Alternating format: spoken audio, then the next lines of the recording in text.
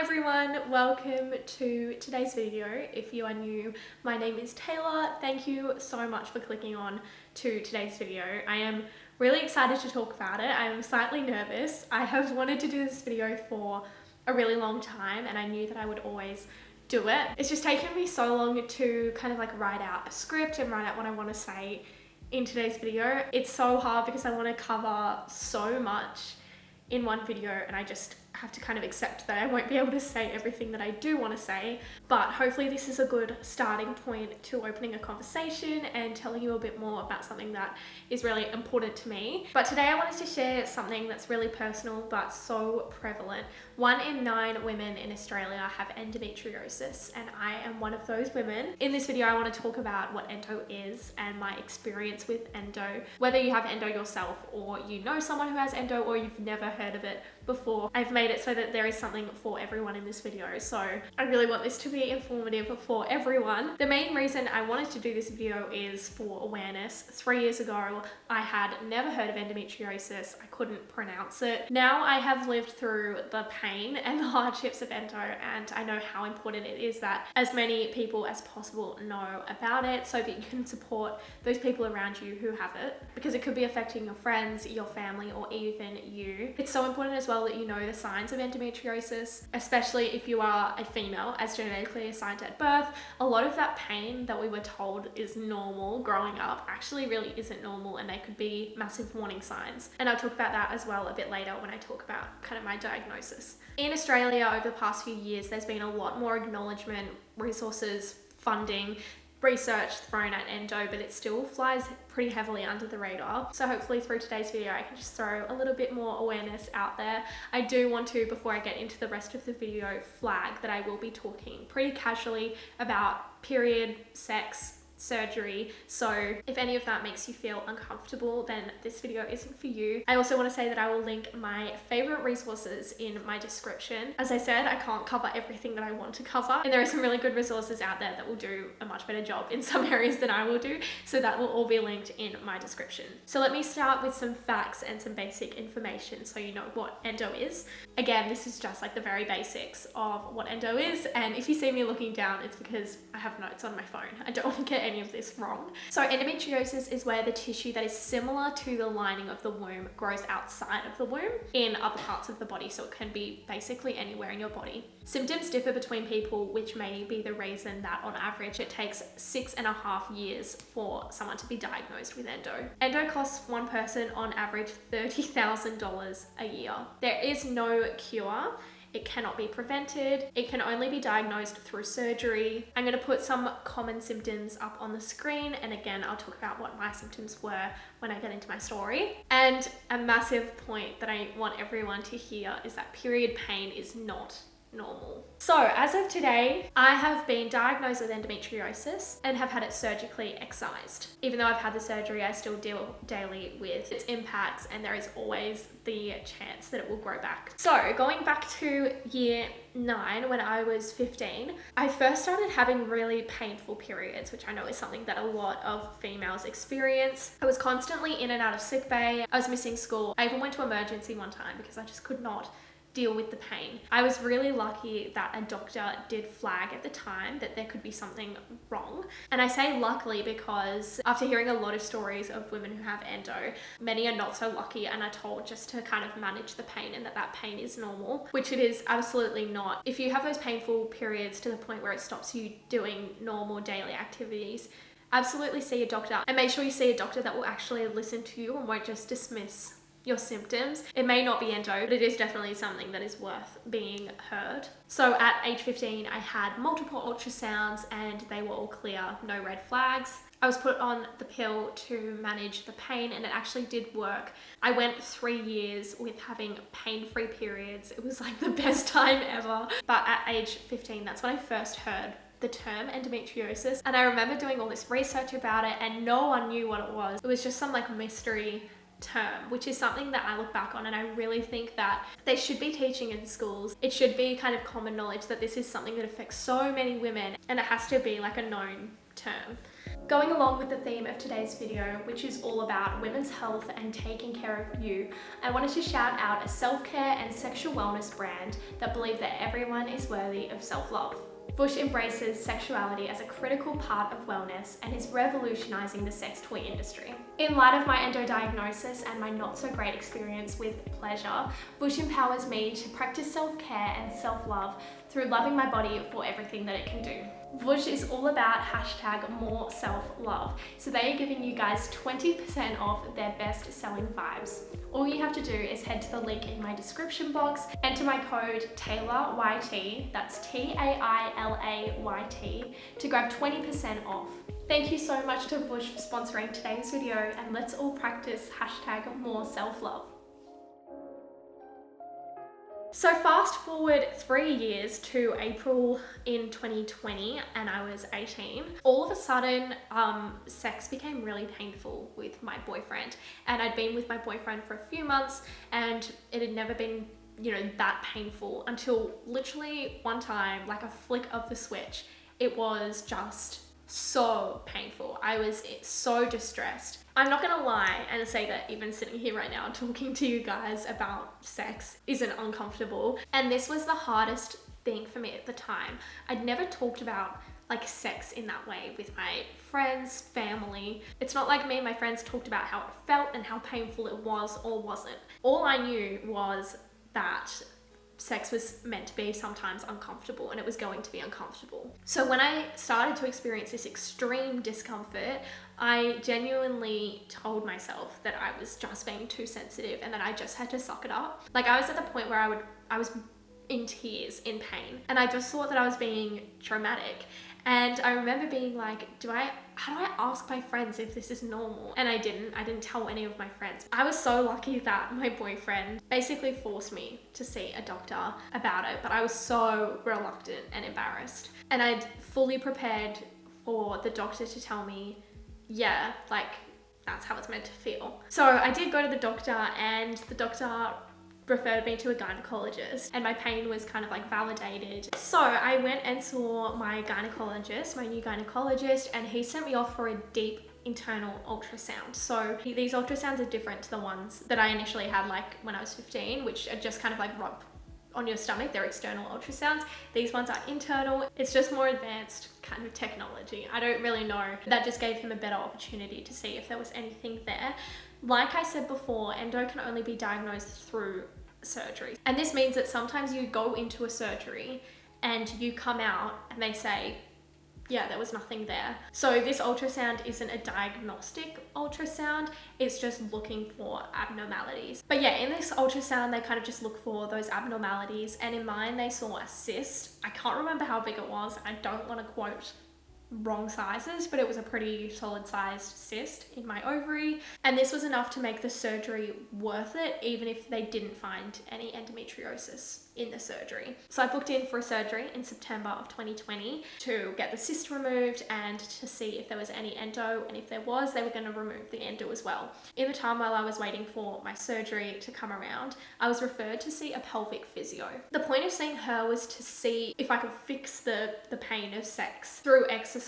So regardless of if I did have endo, this was a really important step in kind of recovering and in working towards having pain-free sex. I had no idea what to expect when I started seeing her. Again, I'd never heard of a women's pelvic physio before. I now know that after you've had a baby, you'll probably see a women's pelvic physio, but I didn't know that they did young people like me. I mean, I was 18 and I was seeing a pelvic physio. But honestly, she was so great, and it's such an important role in the whole endometriosis process. She gave me like a lot of tools and exercises to calm my muscles down, to train them to relax and to be okay. And part of having endo is building up that team of support and of health professionals to work on the different aspects to your endo. So you have your GP, your gynecologist. I had my pelvic health physio. I also have my psychologist, and I'm not going to underplay the impact that endo has on your mental health, especially I found because my main symptom was sex. I really struggled with self-worth and I felt like I was broken and that I was like disappointing my boyfriend. Of course, then there's the impacts on the relationship as well. So I found that the psychologists have really helped with that side of it. I looked into seeing a sexologist, which is actually a really interesting occupation. I didn't end up seeing her because it was so expensive and I can't afford it, but that's definitely something that would have really helped me and I might see in the future. And then you might work with like a dietitian and you just basically build up this team of health professionals around you to help you get through it all. So in September, I had my laparoscopic excision surgery. It's basically a keyhole surgery, so they don't open you up, it's like a keyhole surgery. It lasts a few hours. They cut 4 holes, little tiny holes in me, put a camera through my belly button, and they blow up your abdomen area. Don't know if these are the right terms, but they blow it up, so then there's heaps of room. They can look around, they can use the camera to see what's there, and then they removed the cyst and they also found endometriosis, so they removed that as well. So yeah, I was relieved to come out of the surgery and for him to be like, yep, there was endometriosis, and he kind of knew that anyway, but you just don't know until you've had the surgery. So it took a few days for me to recover from the surgery. I was bedridden for 3 days. Again, massive mental thing, but I recovered. I eventually was out of bed and just took it easy for the couple of weeks after. But I think the hardest bit about recovery was and is that it's still going and I haven't fully recovered yet. I found that really hard afterwards, was people saying, oh, at least it's over now. Like, at least it's done. And here I am like a year and a half later and I've still not fully recovered from it. And like I said, the painful sex was my main kind of symptom and the main way that the pain kind of manifested for me.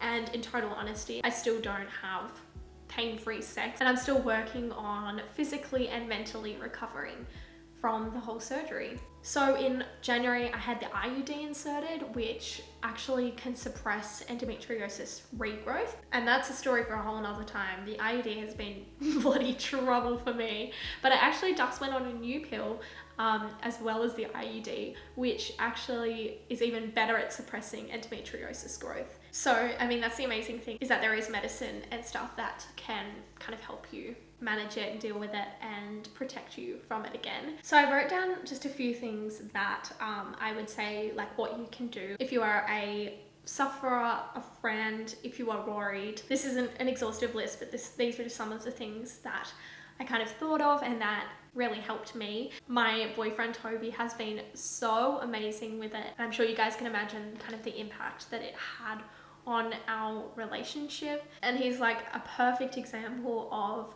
the type of supporter that someone with endo needs to help them through it. So it is so important that as a friend you do what you can to help someone with endo through it, because it is rough. It is not a fun time. Okay, so firstly, what you can do as a friend, don't make assumptions. Like I said, you know, one of the assumptions was, oh, like, at least it's over now and like at least it's all better, or you seem fine today, or like you seem so much better.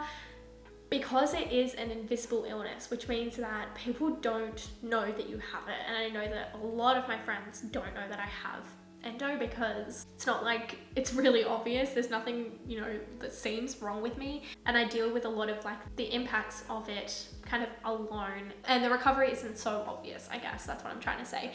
So don't make those assumptions like you seem fine today, but you don't look unwell. It's also so important that you ask questions and inform yourself. Just by watching this video, you are informing yourself. You can do a bit of reading at least so you can just like understand the general gist of it, but also ask the person who has the endo kind of their experience with it if they want to share. Because again, for me, for example, if I said I had endo, a lot of people would just, I guess, assume that, oh, that just means she has really painful periods. Whereas for me, that's not it at all. So if someone actually asked me like, oh, so how does it kind of affect you?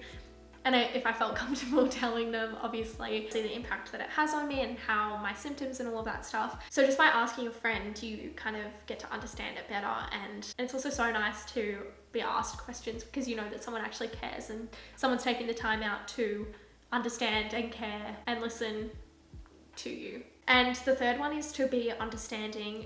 Your friend or whoever knows their endo best. This hasn't really happened to me, but like if you have endo and you say, oh, I can't come out tonight, guys, like I'm really fatigued, like I'm feeling really exhausted. Instead of telling your friend like, no, you don't, like you're just this.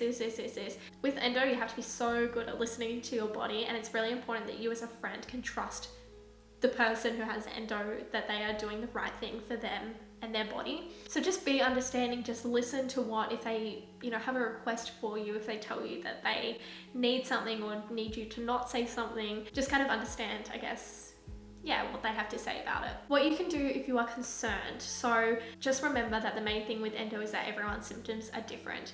Whilst it's so good to reach out to someone who has endo, you guys can text me if you want to. No two people's experiences are the same. So don't diagnose yourself off this video or off someone else's story or symptoms. Just don't compare your experience and what you're feeling to anyone else. Remember, it manifests differently for different people, and it's also treated differently for different people. Just because one person had surgery doesn't mean that you have to have surgery. So firstly, inform yourself, talk to other people, but just remember that it will be different for you. Don't undervalue your pain. Your pain is valid, and that is not an easy thing, especially when we've been told so long to suck it up and like, yep, just take some Panadol. If you know that something is wrong, listen to your body and don't ignore it. Speak to a GP first. You need to speak to a GP to get a referral to the gynecologist, and be persistent. We don't know everything about endo, which is what you will learn if you do a bit more research, is that there's actually a lot that we don't know.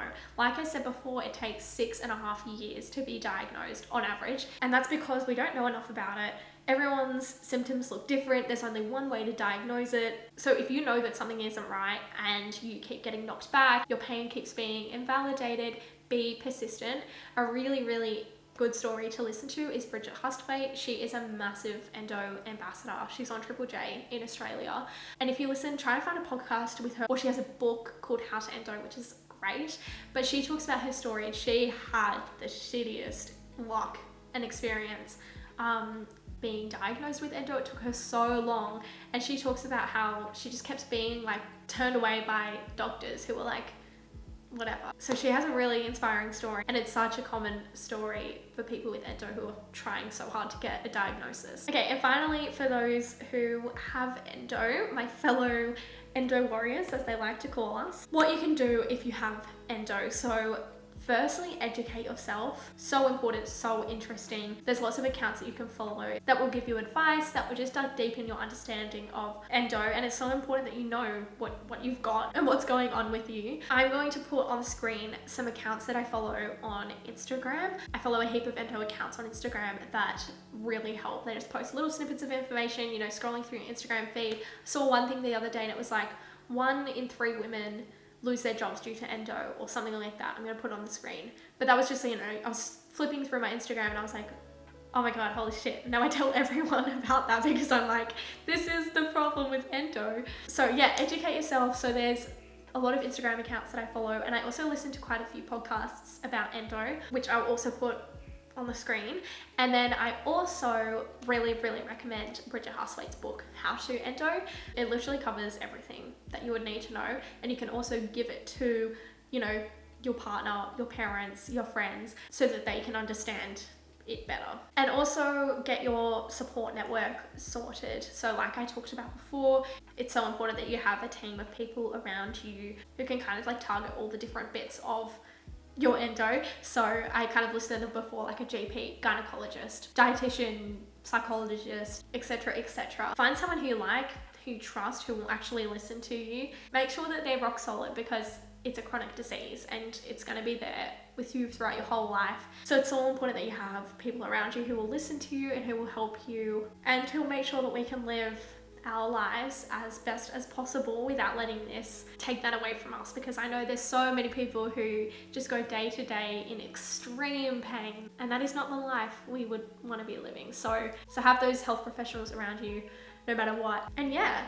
if you are suffering with endo and you want to chat about anything, if you want to just be friends or anything like that, absolutely feel free to message me via Instagram, and I would love to give you advice, words of encouragement, or just listen. Whatever you need, just, yeah, feel free to message me. I'm gonna wrap this video up here. I hope that I've covered everything, or as much as I kind of wanted to. Thank you guys so much for listening and for giving me like a space to talk about this. It's so important that as many people as possible know about it, and hopefully in years to come it can be a bit more of a mainstream, not mainstream because we don't want it to be mainstream, but just like a known disease and topic, and we're all in it together. So thank you guys so much, and I will see you in my next video.